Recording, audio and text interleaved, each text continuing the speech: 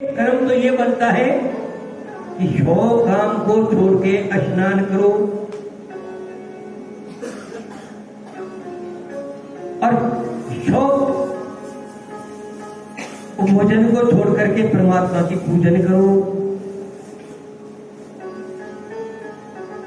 कि पहले परमात्मा की पूजा के बिना हम भोजन भी अच्छा न लगे तब बात बनती है।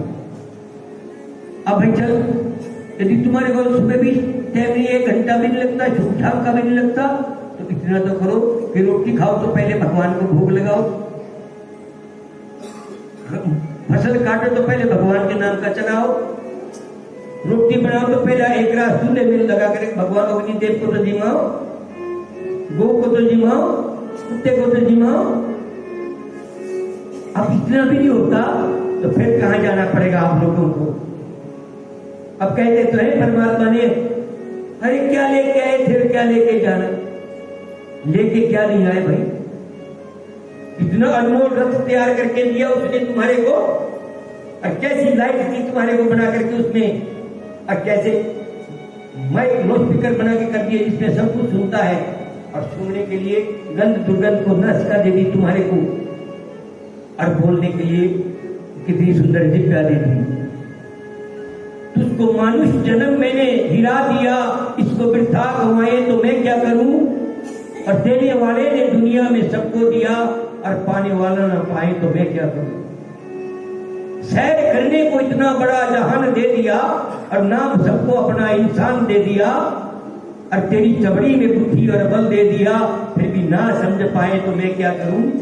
देने वाले ने दुनिया ने सबको दिया, और पाने वाला ना पाए तो मैं क्या करूं।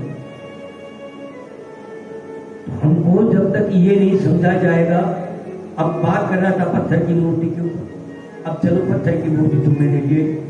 अब आप सारे दिन भर वहां के आगे नाकर करते रहो, तुम्हारे आगे बोलेगी नहीं मूर्ति।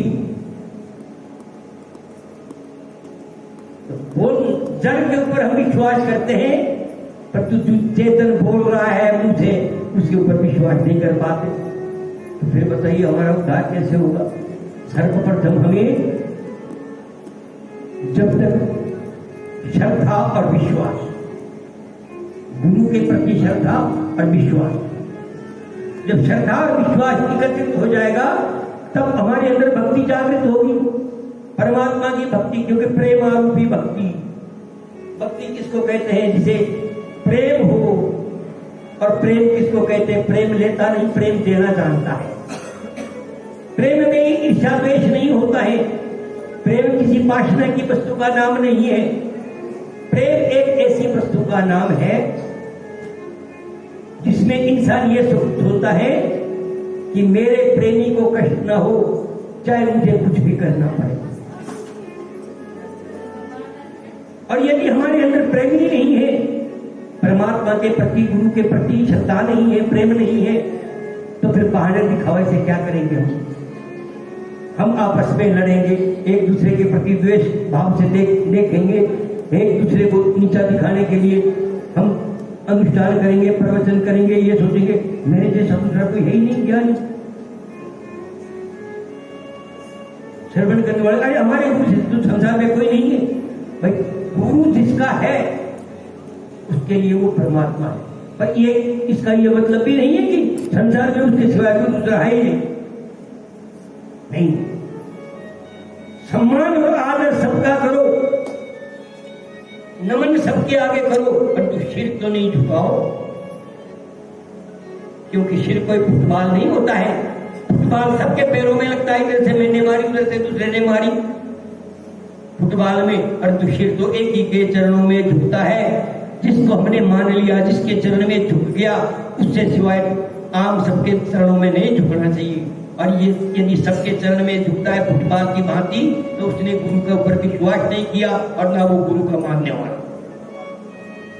और जिसने गुरु के ऊपर विश्वास ही नहीं किया, उसका भगवान कैसे विश्वास करेगा। जब गुरु से ही विश्वास नहीं है, तो जगत पिता द्वयम ब्रह्मम ब्रह्मा सन्यासिनो गुरु, और सन्यासिनो गुरु आत्मा आत्म ब्रह्मे नमो नमः। सारा संसार की रचना परमात्मा से होती है, पर परमात्मा की रचना गुरु से होती है। गुरु वो वस्तु है इस चमड़ी का शरीर नहीं है जिससे परमात्मा की उत्पत्ति होती है। गुरु की उत्पत्ति परमात्मा से कभी नहीं, किसी शास्त्र को देख लो। गुरु की उत्पत्ति परमात्मा से नहीं हुई है, परंतु गुरु से परमात्मा की उत्पत्ति होती है। जब तक हमारे को जब भक्ति का रंग चलता है तो कहते हैं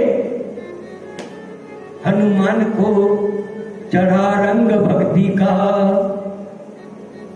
सीना चीर के सिया राम नजर आए, सिया राम नजर आए, सीना चीर करके सिया राम नजर आए, सिया राम